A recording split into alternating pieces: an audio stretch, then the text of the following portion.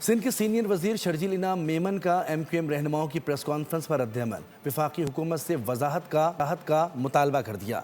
खालिद मकबूल सिद्दीकी और मुस्तफ़ा कमाल की प्रेस कॉन्फ्रेंस उनकी कम इल्मी और आइन से नावाक़ियत का वाज़े अलामत है।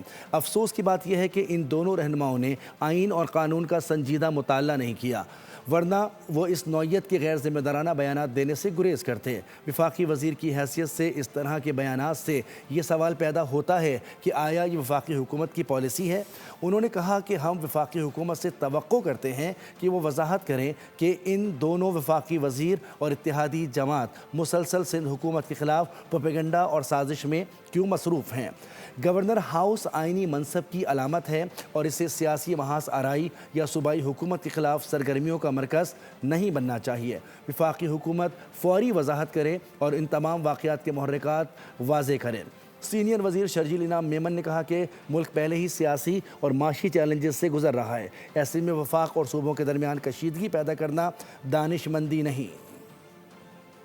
हाउस का एक तकद्दुस है, एक आईनी इदारा है। गवर्नर हाउस का काम होता है कि जी आप वफाक और सूबे के बीच में हम आंगी को पैदा करें। वहाँ पे इस तरह की कंट्रोवर्शियल मीटिंग्स नहीं होनी चाहिए थी। और जहाँ तक ये फारूक सत्तार की गुफ्तगू हो रही है, देखिए ये फारूक सत्तार आपको पता है पिछले 2-3 साल का करियर रहा है, वो किसी से छुपा हुआ नहीं है। वो खुद बेचारा मिस्किन आदमी है, इतनी बातें करे जितनी जो है उसको कहते हैं कि अपने लेवल पे बात करे। फारूक सत्तार साहब खालिद मकबूल साहब कबूल करने के लिए तैयार थे, ना उनको मुस्तफ़ा कमाल साहब कबूल करने के लिए तैयार थे। मैंने सुना है कि आज शायद दोनों की सुलह हो गई है, मुझे पता चला, अच्छी बात है कि दोनों की सुलह हो गई है। ये भी अल्लाह ताला उनको, रमजान का महीना हम तो खुश होंगे कि सारे लोग आपस में बन के